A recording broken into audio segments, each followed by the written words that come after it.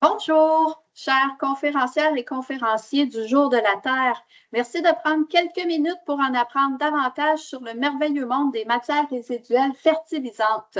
On va passer très rapidement sur une vue générique de qu'est-ce que c'est que le recyclage des matières résiduelles fertilisantes. Mais n'hésitez pas, si vous voulez en savoir davantage, ça me fera plaisir de répondre à toutes vos questions par la suite. Donc, que sont les matières résiduelles fertilisantes? En gros, c'est toutes sortes de matières organiques qui peuvent être recyclées à la ferme ou en forêt ou en revégétalisation de sites dégradés. Aujourd'hui, on va focuser principalement sur les biosolides municipaux. Oui, oui, les fameux bac blanc, comme on peut dire, car la plupart des toilettes dans les maisons sont faites en céramique. C'est un sujet qui peut être tabou, qui peut générer des émotions de dédain, mais c'est pourtant fascinant et les biosolides sont vraiment très bénéfiques pour les sols lorsque c'est approprié d'en faire leur épandage. Donc, c'est une richesse à laquelle on ne s'attarde pas vraiment de façon consciente si on ne réfléchit pas à tout ça, mais c'est vraiment parfaitement aligné sur les valeurs du jour de la Terre, l'économie circulaire. Elle ne peut pas être plus circulaire que ça. C'est un retour à la Terre qui fait partie de la chaîne alimentaire, ce que la nature fait déjà toute seule depuis des milliers d'années. Donc, c'est la même chose. Il y a plusieurs sortes différentes de matières. Si elles ne sont pas valorisées, que se passe-t-il? Il n'y a seulement que deux options possibles. Elles peuvent être recyclées, incinérées ou encore envoyées au site d'enfouissement. Dans les deux cas, il va y avoir une génération de gaz à effet de serre qui va être vraiment importante. Donc, lorsque c'est faisable, c'est aussi vraiment souhaitable de recycler ces matières-là. Les stations d'épuration, en général, vont sortir la pollution de l'eau, mais la pollution dans l'eau, c'est quoi? Principalement, ça va être de l'azote et du phosphore. Et l'azote et le phosphore vont faire pousser beaucoup trop d'algues, qu'on appelle les phénomènes algues bleues vertes. Si on les envoie dans une rivière, ils vont toutes débalancer l'écosystème.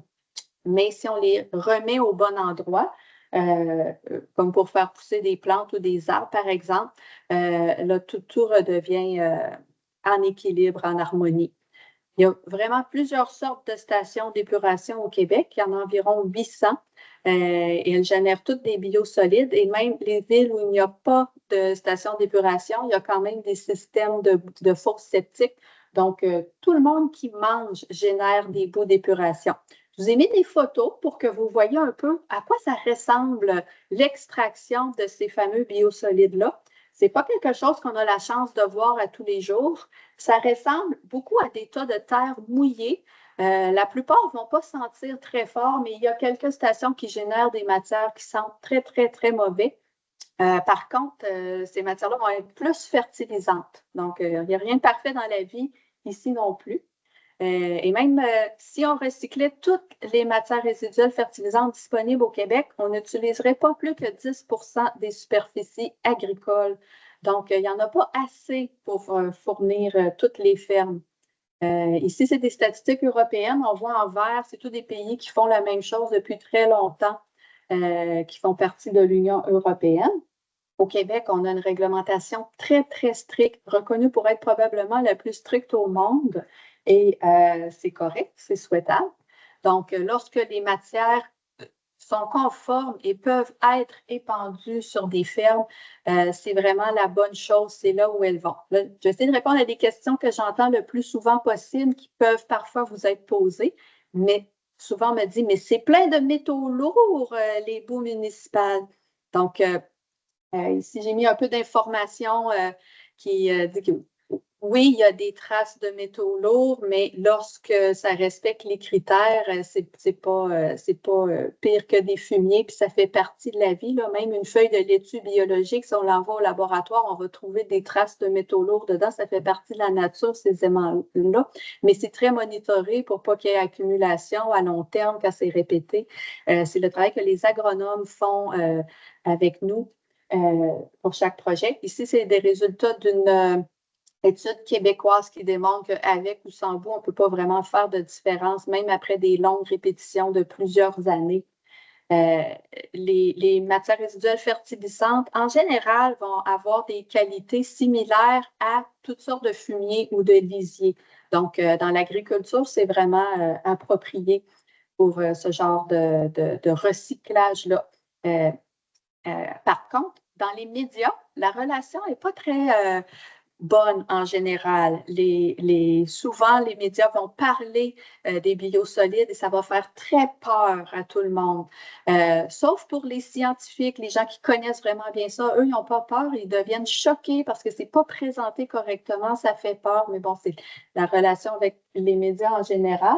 Donc, je vais prendre un petit moment pour vous parler de ce qu'on entend là, ces derniers temps dans les médias. On entend qu'il y a des contaminants dans les biosolides. Mais s'il y a des contaminants, ça vient de nos maisons. C'est parce qu'il y a aussi des contaminants en plus grande quantité dans nos maisons. Puis là, ça n'a pas de panique, on est quand même en vie en ce moment. Mais souvent, dans les reportages, il va y avoir de la musique de films d'horreur, puis ça focus sur, il y a des contaminants dans les boues, oui, mais il y en a un petit peu partout, dans nos épiceries, dans nos meubles, même dans la pluie, il y en a maintenant. Fait que il faut accepter qu'on est rendu là. Et puis, si on va porter les boues dans les champs, on va pas... si on arrêtait d'aller porter les boues dans les champs, on ne va pas régler le problème des contaminants. C'est beaucoup plus grand que ça. Donc, oui, c'est un problème, les contaminants. Oui, à long terme, il faut arrêter d'en fabriquer puis d'en utiliser à l'échelle planétaire. Et oui, il y a de l'espoir. Tranquillement, pas vite, là, il y a plusieurs pays qui avancent dans cette direction-là. Même le Canada a fait des annonces à ce sujet-là. Donc, c'est très encourageant à long terme et ça devrait diminuer au cours des prochaines décennies. On peut penser un peu comme le trou dans la couche d'ozone. Sur quelques décennies, on peut voir une amélioration. Et il n'y a pas de raison scientifique à ce moment qui nous dit qu'on devrait ne pas valoriser les biosolides municipaux avec l'information qu'on a en ce moment. On a beaucoup de recherches qui est faite un peu partout dans le monde, mais même ici au Québec, il y a des universités qui se penchent beaucoup sur la question. Et juste pour vous donner une relativité de qu'est-ce que des traces de contaminants. Dans une tasse de thé, en général, on va avoir trop de contaminants de type SPFA ou PFAS, comme on entend souvent, pour aller en valorisation agricole. Mais pourtant, on peut prendre un thé à l'épicerie ou au restaurant sans aucun problème, mais ça, c'est trop pour aller dans la valorisation agricole. Donc, il y a encore du chemin à faire au sujet de ces contaminants-là dans l'ensemble de la société, mais il ne faut pas empêcher la valorisation agricole des matières résiduelles à cause qu'il y a des traces de contaminants. Souvent, on les appelle les contaminants éternels. C'est vrai qu'ils ne se biodégradent pas très rapidement, mais quand même, après quelques dizaines d'années, ils vont finir par se biodégrader. Fait que c'est pas quelque chose qui, dans 1000 ans d'ici, devrait continuer de s'accumuler si on continue d'avoir des actions à l'échelle planétaire pour réduire l'utilisation des plastiques et de toutes sortes de contaminants.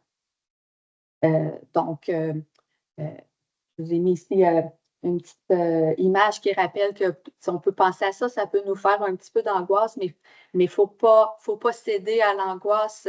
On a beaucoup de contrôle sur ce qu'on peut faire comme personne, puis ça peut vraiment aider beaucoup notre santé puis celle des autres, dont entre autres manger plein de bons légumes, idéalement de nos agriculteurs locaux.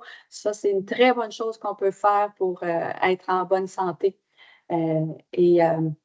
Ici, j'ai une autre étude québécoise encore sur les médicaments. On va entendre qu'il y a plein de médicaments dans les boues. Il n'y en a vraiment pas tant que ça. C'est toujours la notion de trace. C'est très fortement biodégradé dans les stations d'épuration. Ça a une capacité de dégradation astronomique. Donc, je vous ai mis un peu plus d'informations sur l'ensemble de l'industrie, mais j'aimerais conclure en vous mentionnant que surprenamment, un seul agriculteur à lui tout seul peut recycler les matières d'environ 50 000 citoyens. en règle du pouce. Donc, il faut de façon très sincère remercier ces agriculteurs-là. Ceux qui le font, ils le font parce qu'ils croient en l'économie circulaire et ils le font pour leurs enfants, pour le futur de leur terre. Donc, remercions-les. Si vous avez un seul message à passer à votre auditoire, c'est vraiment cette notion-là de gratitude face aux agriculteurs qui participent à valoriser tous nos beaux biosolides. Ce sont nos bouts à nous. Donc, n'hésitez pas si vous avez des questions. Ça va me faire plaisir. Merci.